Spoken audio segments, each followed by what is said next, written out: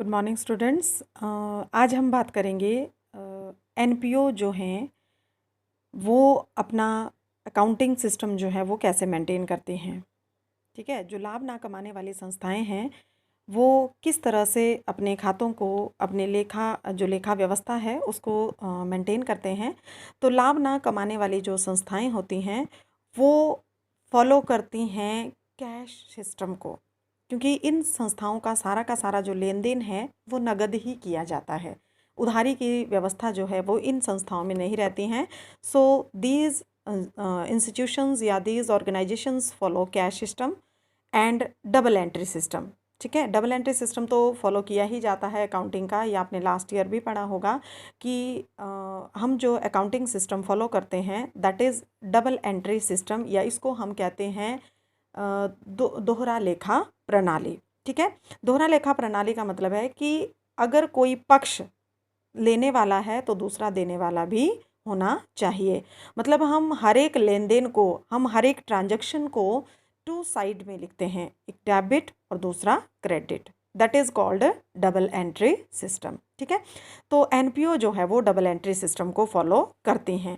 वैसे तो जनरली जितनी भी ये एनपीओज होती हैं वो सिर्फ जो है वो कैश बुक मेंटेन करती हैं जनरली। लेकिन अगर कोई ऐसी संस्था जो थोड़ी बड़ी है, लाभ ना कमाने वाली संस्था है, जैसे स्कूल की, कल भी मैंने आपको एग्जांपल दिया था स्कूल का, तो स्कूल एक बड़ी संस्था हो गई, तो यहाँ पे सिर्फ कैश बुक बनाने से काम नहीं चलेगा, तो और भी जो रजिस्टर्ड हैं वो मेंटेन किए जाते हैं। ठीक है, तो जनरली क्या करती हैं जो एनपीओज होती हैं वो कैश बुक मेंटेन करती हैं, रोकड़ बही जिसमें जितने भी नगद लेन देन हैं उनको लिखा जाता है। +1 में आपने पढ़ा है कैसे कैश बुक जो है वो बनाई जाती है। ठीक है, और साल के एंड में जितनी भी एनपीओज होती हैं, जितनी भी लाभ ना कमाने वाली संस्थाएं होती हैं, वो एक और अकाउंट तैयार करती हैं जिसको हम बोलते हैं रसीट एंड पेमेंट अकाउंट। क्या मेंटेन करती है? Receipt and payment account. इसको हम बोलते हैं प्राप्ति एवं भुगतान खाता। ये कैसे बनाया जाता है, किस तरह से बनाया जाता है, ये अभी हम नेक्स्ट जो हमारा स्टेप है उसमें करेंगे। ठीक है, इसके साथ साथ बनाती हैं एक और खाता जिसको हम बोलते हैं इनकम एंड एक्सपेंडिचर अकाउंट, आय एवं व्यय खाता। ठीक है, इस खाते के माध्यम से ये बताया जाता है कि उस संस्था के पास सरप्लस है या डेफिसिट है। सरप्लस मतलब पैसा है, डेफिसिट मतलब घाटा। ठीक है, जो लाभ कमाने वाली संस्थाएं होती थी वो तो लाभ हानि खाता तैयार करते थे। अगर उनकी आय ज़्यादा होती थी तो वो प्रॉफिट हो जाता था, और अगर उनके एक्सपेंडिचर ज़्यादा होते थे या खर्चा ज़्यादा हो जाता था तो वो हो जाता था लॉस। तो ये संस्थाएं लाभ ना कमाने के लिए स्थापित की जाती हैं। तो यहाँ पे जो शब्द हम इस्तेमाल करते हैं प्रॉफिट और लॉस ना इस्तेमाल करके क्या शब्द इस्तेमाल किया जाता है? सरप्लस एंड डेफिसिट, आधिक्य और कमी। तो ये भी बनाया जाता है। उसके बाद कुछ रजिस्टर्ड हैं जो मेंटेन किए जाते हैं इन संस्थाओं के द्वारा। वो कौन कौन से हैं? वो है सबसे पहला कैश बुक, रोकड़ बही। तो रोकड़ बही जैसे आपने +1 में पढ़ा, कैश बुक में जो है सारे के सारे नगद लेन देन जो हैं वो लिखे जाते हैं। उसके बाद बात आती है स्टॉक रजिस्टर की। अब ये स्टॉक रजिस्टर क्या होता है?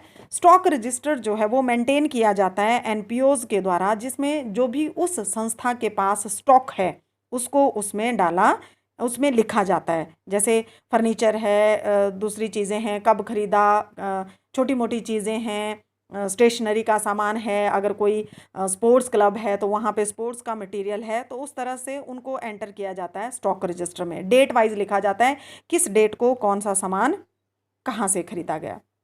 उसके बाद सैलरी एंड वेजेस रजिस्टर।